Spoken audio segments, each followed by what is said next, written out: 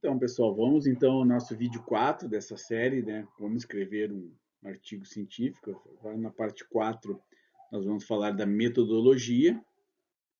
Vamos falar do básico da metodologia, né?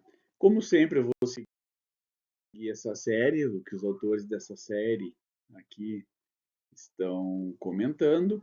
Alguma coisa da minha experiência pessoal também, de submissão de metodologia, de projeto de pesquisa, eu coloquei. Mas o básico do que está sendo dito é o que está nesta série aí mesmo.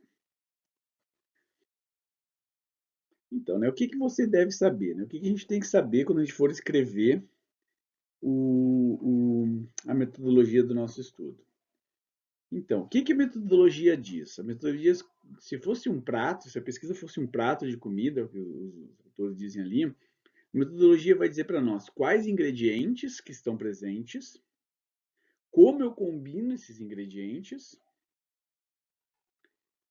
e ela deveria permitir que eu refizesse esse prato e ele ficasse igual ao prato que eu vou apresentar lá nos meus resultados. Ela deve ligar a introdução aos resultados. A gente vai falar mais adiante do storyline, né? Mas assim, uh, tem que ter alguma coisa do que eu vou colocar na metodologia na minha introdução, e tudo que eu colocar nos meus resultados vai ter que ter na minha metodologia.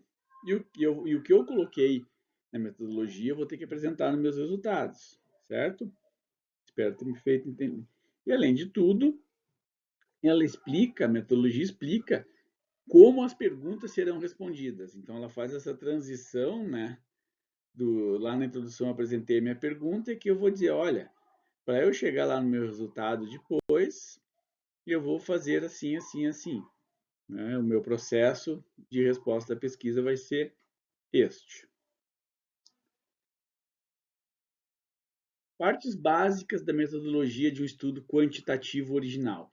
Principalmente isso aqui serve, né, ali é o Journal of Applied Epidemiology, né, então dentro da área da saúde, das biológicas em geral, mas essas partes básicas vão ter que conter, né, na metodologia de vocês. Quais são essas partes, então? O desenho do estudo, né, eu botei ali a pirâmide de evidências, eu sei, né, que alguém pode dizer, não, mas isso aí não vale mais, essa pirâmide de evidências, para cada tipo de pergunta eu tenho um estudo que é melhor, não é necessariamente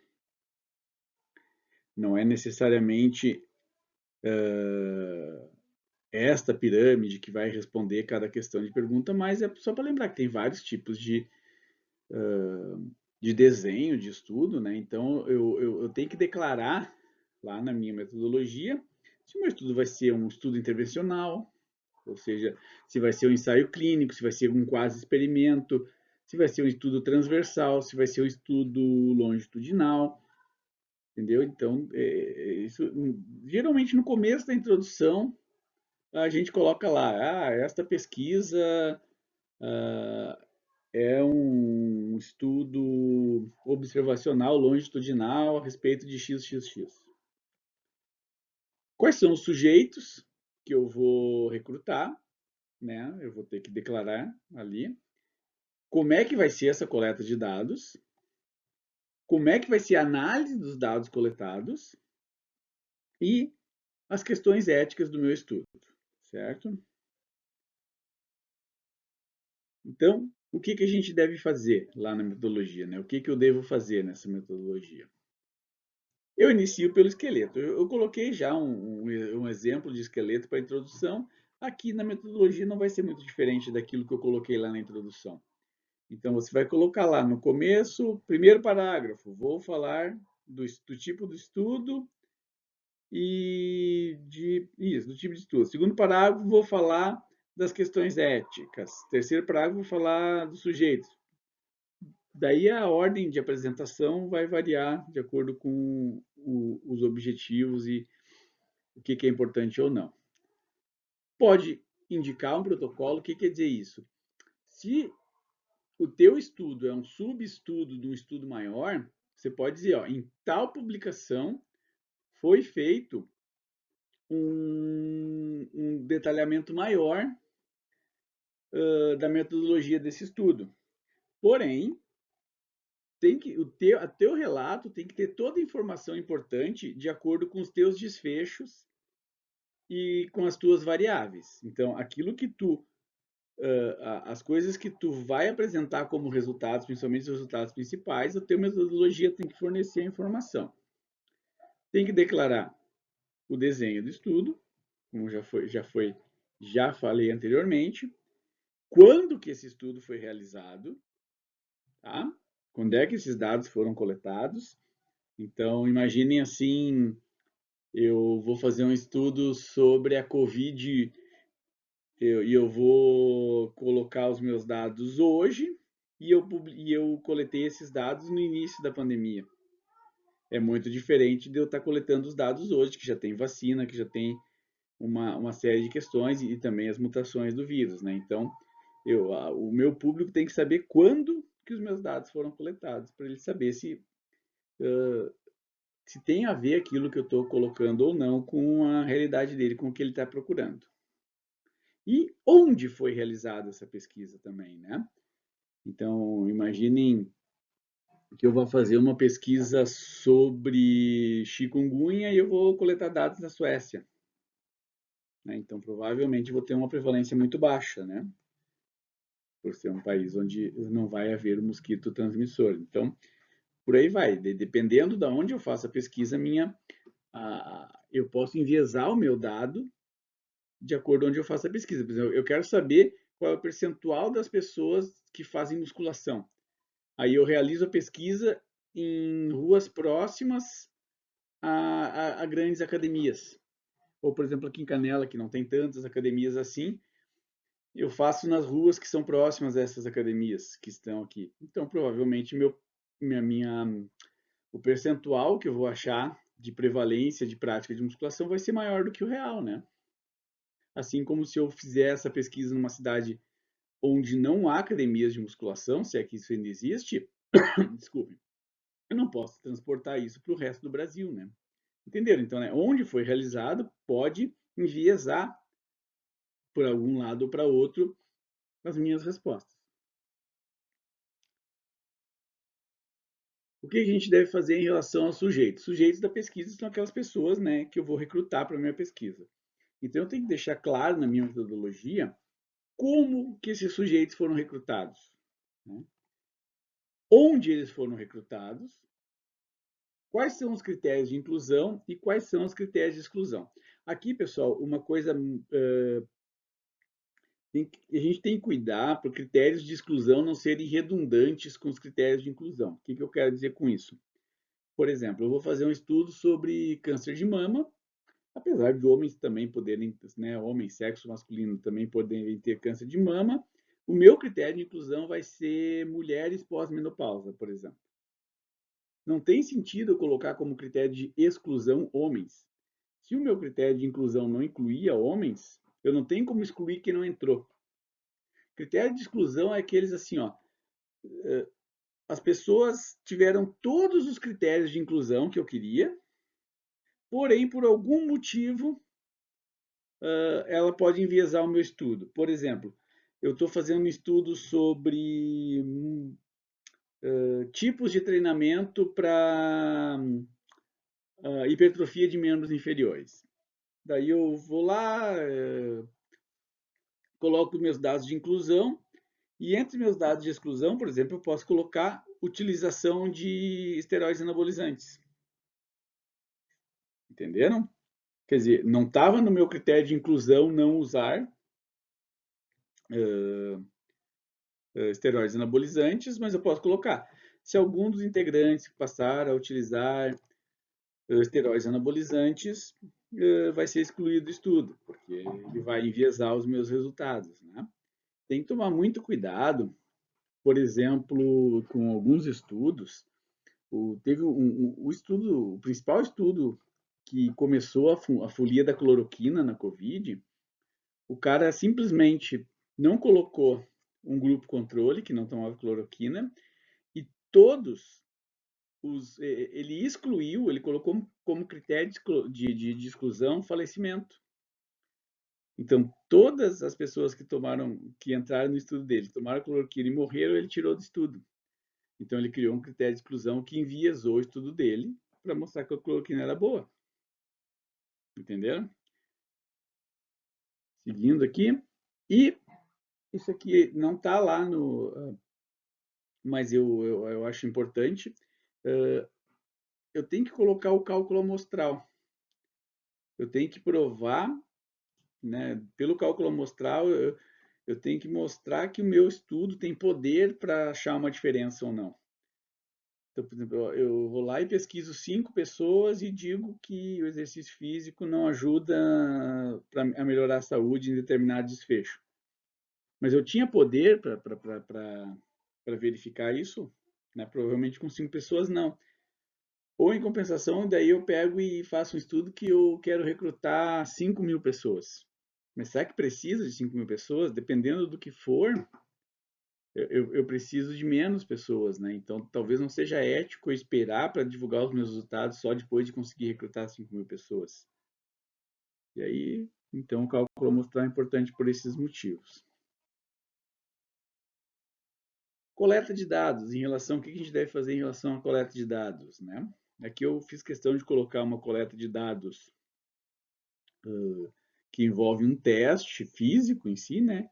E também aqui um questionário, que são, né, dentre várias maneiras de coleta de dados, essas duas talvez seja a que a gente mais use em pesquisas e sempre use em conjunto, né? Porque eu preciso de um questionário para saber idade, para saber hábitos de vida e por aí vai, e eu preciso de testes para saber algumas coisas em relação às variáveis que eu quero detectar, né? Então, lá na metodologia, eu tenho que deixar bem claro na minha metodologia qual vai ser a exposição que eu vou utilizar, ou a intervenção, né, dependendo se for um estudo observacional ou, ou intervencional, respectivamente, né? Qual é a comparação que eu vou utilizar, tanto para a intervenção quanto para a exposição.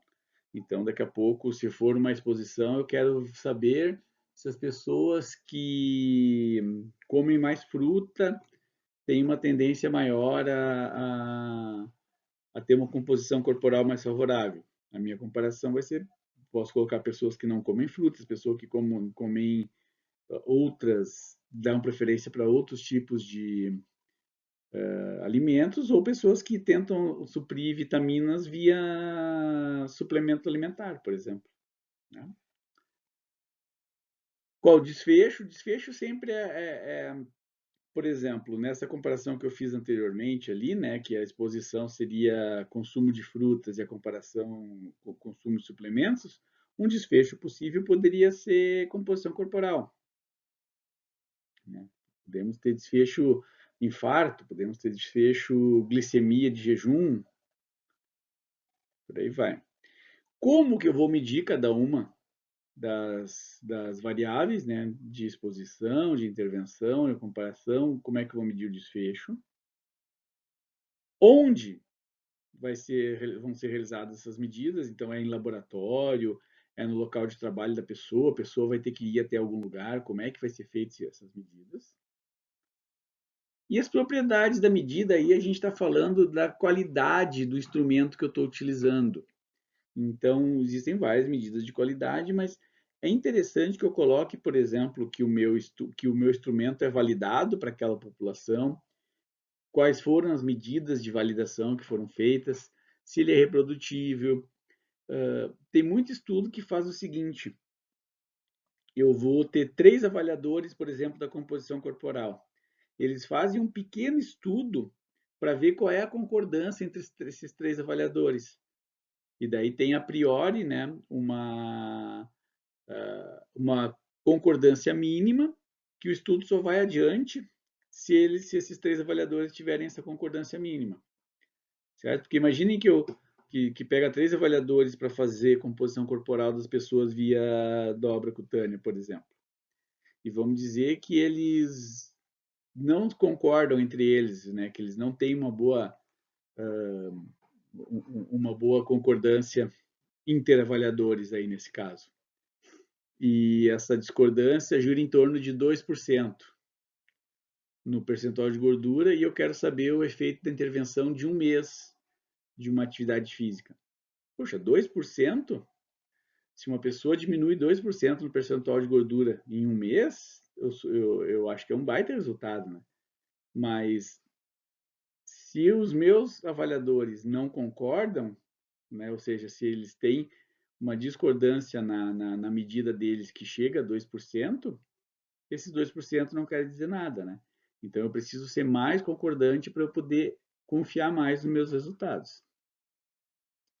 Então, dependendo do estudo, é importante declarar, né, que o meu instrumento tem boas propriedades de medidas, né?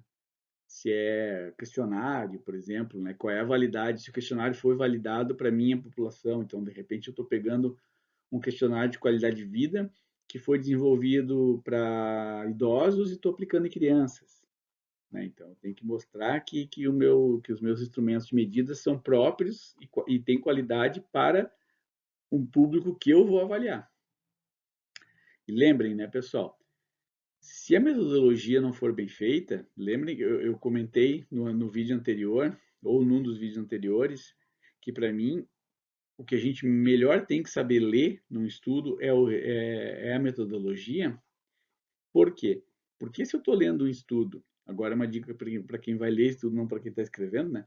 Mas se eu estou lendo um estudo que eu não acredito na metodologia do cara, eu não posso acreditar nos resultados, mesmo que os resultados sejam favoráveis à minha crença, porque a gente tem esse viés, né? A gente tende a ser um pouco menos rigoroso se o resultado concorda com aquilo que eu já acreditava antes. Então, eu, como profissional da educação física, se eu já acredito que o exercício faz bem. Se o resultado do exercício, da pesquisa diz que o exercício faz bem, eu tenho uma tendência menor a ser crítico em relação à metodologia daquele estudo do que se ele estivesse dizendo que não, né? Então, a gente tem que cuidar com esse nosso viés para não cair aí em maracutaia, às vezes, né? Vamos lá, continuando aqui. Na análise dos dados, né? Como é que a gente deve colocar na metodologia como é que foi, como é que vai ser a análise dos dados, né? Como é que foi se for trata do artigo, como é que vai ser se for o projeto de pesquisa. Combinar, né, a minha análise com a questão de pesquisa, né? Iniciar pelos dados primários. Detalhes das técnicas estatísticas. Eu não devo acreditar que só porque eu coloquei que eu fiz um teste T pareado, o meu leitor já sabe o que eu fiz. Então, eu dou um pouquinho mais de detalhes, se possível. Evitar somente os nomes, então, né, das técnicas. Como é que eu vou operacionalizar minhas variáveis, né? Como é que eu vou lidar com a minha variável dependente? Como é que eu vou lidar com uma variável independente? E como é que eu vou lidar com as covariáveis? Né? Então, muitas vezes, por exemplo, eu vou fazer um estudo sobre emagrecimento e ou seja, a composição corporal vai ser a minha variável dependente, né? Que eu quero, que é aquela que pode mudar de acordo com a minha variável independente, que nesse caso seria, por exemplo, exercício. Mas uma covariável importante, talvez fundamental, é a dieta da pessoa, né? A qualidade da dieta da pessoa, que daí seria uma covariável para esse meu estudo. Como é que eu vou lidar com essas variáveis, né? Ou seja, como é que eu vou fazer os ajustes, né? E como é que eu vou lidar com os dados perdidos? Missing data, né, em inglês, dados perdidos é assim, pode ter o que pode ter de dado perdido? Eu posso ter 500 questionários, esses questionários foram respondidos online pelas pessoas e tem determinadas questões que as pessoas não responderam. Como é que eu vou lidar com isso? Como é que vou excluir, eu vou fazer algum tipo de teste estatístico? O que eu vou fazer com esses dados perdidos? Outro tipo de dado perdido é pessoas que entraram no estudo, não foram excluídas do estudo, mas é morte da amostra, que chama, né? Que é quando a pessoa some e eu não consigo fazer uma reavaliação dela. Como é que eu vou lidar com esses dados? Eu vou excluir, eu vou tentar mostrar que eles são diferentes ou que não são diferentes do resto. Então, tudo eu tenho que deixar claro ali, ó, como é que eu fiz no caso, né? E finalmente, né, as análises, né? Quais são as análises que eu fiz a priori, ou seja, aquelas que estão testando a minha hipótese de pesquisa que era anterior à coleta de dados, certo? Essas são as análises a priori. E quais são as análises exploratórias? Eu tenho que ser honesto e claro nessa hora, porque às vezes numa pesquisa eu tenho algumas coisas que eu vou explorar, principalmente pesquisas descritivas, tá? Mas eu posso ter num ensaio clínico randomizado algumas coisas que apareceram ali e olha, pô, parece que A está influenciando em B aqui. Só que isso não fazia parte da minha hipótese de pesquisa.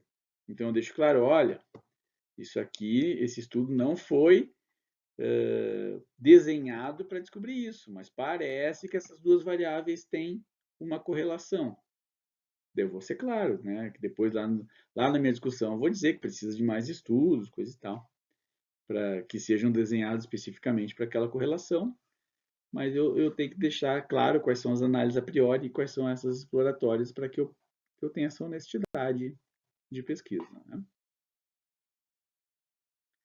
Essa parte aqui não está específica ali no, no artigo, tá? Mas essa parte da ética tem que estar no projeto de pesquisa e tem que estar na 90% das revistas vão exigir que tu declare essas coisas aqui, então lá na tua metodologia, então eu resolvi incluir como parte, daí é parte da minha experiência mesmo como escritor. Né? Eu vou, a maioria das revistas, pelo menos todas que eu publiquei até hoje, exigem que eu tenha conduzido e que eu declare que eu conduzi a minha pesquisa de acordo com a declaração de Helsinki, que é uma declaração da comunidade médica, na verdade, então são as pesquisas médicas, né, pesquisas clínicas que tem que ter essa declaração. Então, talvez se você faça pesquisa em biologia animal, né, em animais não humanos, não precise dessa declaração em si, mas para pesquisas com humanos, com certeza, pelo menos em todas as revistas que eu publiquei até hoje. Tem que declarar que foi aprovado pelo CEP ou pelo CEPA, né, depende de onde está. CEP é Comitê de Ética em Pesquisa e CEPA, Comitê de Ética em Pesquisa Animal. Então, se for pesquisa com animais não humanos, é o Comitê de Ética em Pesquisa Animal, essa aprovação, e o CEP, né, para pesquisa em humanos.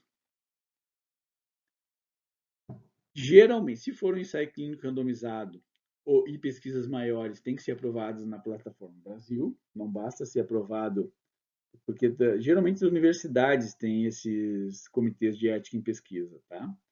A PUC eu sei que tem, a Unicinos eu sei que tem, a URGS, claro, aqui no Rio Grande do Sul, né?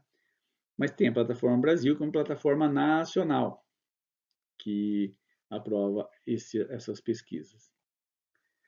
O termo de consentimento livre esclarecido tem que ser assinado pelos maiores de idade ou pelos responsáveis pelos menores de idade ou pessoas incapazes. Tá? Então, se estudo envolver criança, o responsável legal pela criança, pai, mãe ou um responsável legal tem que assinar o termo de consentimento livre esclarecido. E nós temos também o termo de assentimento livre esclarecido. No caso da criança, ela também assina. Então, o pai da criança vai assinar que ele concorda que o filho dele participe da pesquisa e a criança vai assentir a participação dela. Vai explicar para o pai da criança como é que é a pesquisa, ele vai permitir ou não, né? E o, o termo de assentimento daí tem que ser explicado para a criança e a criança também vai assinar. Eu falei antes de critérios de inclusão e exclusão. Aqui é complicado, porque eu já vi muita gente colocar que a não assinatura do termo de consentimento ou do termo de assentimento seriam critérios de exclusão. tá? E eu já vi gente dizer também que essas pessoas, antes de assinar, ainda não estão inclusas, né? A pessoa só vai estar inclusa na pesquisa quando tiver assinado. Então, não teria como eu excluir alguém que não estaria incluso ainda. Mas isso né, vai depender muito da revista e vai depender muito de quem vai revisar o teu artigo, que vai colocar isso ou não. Algumas outras dicas, tá? Evitar colocar resultado na metodologia, a não ser que a revista peça ou um revisor peça, mas eu acho muito estranho. Eu estou lendo a metodologia e já tem lá, por exemplo, esse estudo incluiu 28 pessoas com a média de idade de 23, mais ou menos 5 anos. Isso é resultado, não é metodologia, né? Na metodologia eu vou pegar adolescentes de 12 a 18 anos. Eu vou ter que dar uma explicada do porquê de 12 a 18, mas eu não vou dizer a média de idade, percentual do sexo masculino, percentual do sexo feminino na metodologia. Isso aí geralmente a descrição da amostra, né? Geralmente é o primeiro parágrafo dos resultados. A gente vai ver isso lá no vídeo sobre resultados.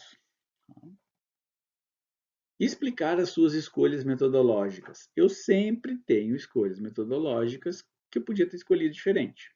Sempre tem num estudo.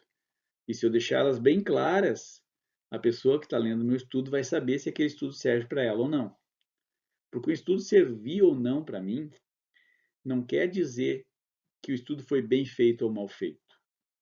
Muitas vezes o estudo serve ou não para mim porque ele tem ou não a ver com o meu público. Eu sempre gosto de dar aquele exemplo, né? Eu sou um professor de musculação de fisiculturistas de competição. Aí eu vejo um estudo com idosos iniciantes em musculação. Esse estudo serve para mim? A resposta é simples, né? Não serve. Eu não preciso ler aquele estudo.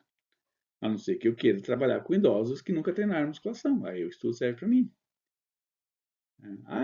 Porque muitas coisas são parecidas, sim, mas é muito diferente o público, né? Então, nesse caso, eu não vai servir o estudo. É interessante citar pesquisas prévias que utilizaram a minha metodologia, que utilizaram os meus instrumentos e que validaram os meus instrumentos. Eu tenho que me perguntar, né? Uma pergunta que eu tenho que fazer depois que eu tenho que ler a minha metodologia depois de escrevê-la e eu tenho que pensar, uma pessoa conseguiria, um pesquisador conseguiria pegar a minha metodologia, a minha receita de bolo, fazer um bolo a partir dessa minha metodologia? Sim ou não? Né? Se sim, a metodologia está bem escrita. Checar se existe ou não informação redundante. Né? Lembrar o seguinte, o meu artigo tem que ter uma storyline, é uma contação de história. Então eu vou contar lá na introdução, lembrem, eu vou começar lá do mais aberto, vou e vou terminar contando uma historinha de qual é a minha questão de pesquisa. A metodologia vai colocar como é que eu vou responder aquela questão de pesquisa e os meus resultados, quais são as respostas para a minha questão de pesquisa. O que eu tiver no meu resultado vai ter que estar na minha metodologia. Se eu coloquei lá que a média de peso eu coloquei aqui nos meus resultados que a média de peso do meu público foi de 55, mais ou menos 10 quilos, na minha metodologia tem que estar como é que eu verifiquei o peso. Ah, mas é balança, professor, todo mundo sabe, tá, mas qual balança que eu usei, qual é a média qual é a precisão da minha balança, eu medi uma vez o peso, eu medi duas vezes, eu medi com roupa, eu medi sem roupa, eu medi de tênis e descontei a roupa. como é que eu fiz para medir? Ah, eu peguei no colo e a partir daí eu tentei adivinhar o peso. Então, todos os resultados vão ter que estar na metodologia. E toda a metodologia, né, vai ter que estar no resultado. Então, está lá na minha metodologia, de repente, esse é um estudo maior, né, é uma pesquisa grande que eu estou contando um pedacinho das respostas. Daí eu coloquei lá que eu fiz ressonância magnética, que eu fiz tomografia computadorizada, que eu fiz bioimpedância, que eu fiz um monte de coisa nesse público, tudo como é que eu fiz e tal, e nos meus resultados eu apresento só a bioimpedância, não apresento a ressonância nem a tomografia. Né? Então, eu esqueci de tirar lá da minha metodologia as coisas que eu não vou apresentar nos resultados, que às vezes acontece, às vezes eu tenho uma pesquisa super grande, que vai ter uma série de desfechos primários, uma série de desfechos secundários, e eu não consigo apresentar tudo numa pesquisa só, até uh, pelo tamanho do artigo que ficaria, então eu acabo fazendo vários artigos. Também acabo fazendo isso para ter uma produção científica maior, né, que existe uma série de métricas aí que são importantes, que os pesquisadores têm que alcançar. Existe uma certa crítica em relação a isso, mas não é aqui que a gente vai resolver. Mas o importante é saber que se está na minha metodologia, tem que estar nos meus resultados e vice-versa. E de preferência, pessoal, para ficar uma storyline mais ou menos bonitinha, a sequência de coisas que eu apresentei na metodologia vai ser parecida com a sequência de resultados que eu vou apresentar. Então, geralmente eu começo com os dados descritivos da minha, da minha pesquisa, né? Ou seja, o número de sujeitos, qual é a média de idade. Então, eu vou começar na metodologia falando que eu vou aplicar um questionário, blá, blá, blá, blá, blá, blá, certo? Então, isso aí, pessoal. Metodologia basicamente é isso, tá? Ficou compridinho o vídeo, mais de meia hora, mas é complicado mesmo de fazer menos que isso. Eu gostaria que os vídeos fossem menores, mas não estou conseguindo. Então, nós estamos então no quarto vídeo, né? Nós já temos esses 4 vídeos aqui no canal. O próximo vai ser um conteúdinho extra em relação à série lá que eu estou tendo como base, porque não tem, né, referencial teórico. Em geral, o artigo científico não tem referencial teórico, né? Mas como muitas das produções acadêmicas que a gente tem que fazer envolvem esse referencial teórico, eu vou buscar outras fontes para a gente conversar um pouquinho sobre ele. E teremos, então, depois disso, né, mais os resultados, discussão, tabelas de figuras, referências e um extra final, né, que seria a nossa finalização, aí a submissão e as respostas aos revisores. Certo? Então, pessoal, um grande abraço e até o próximo vídeo.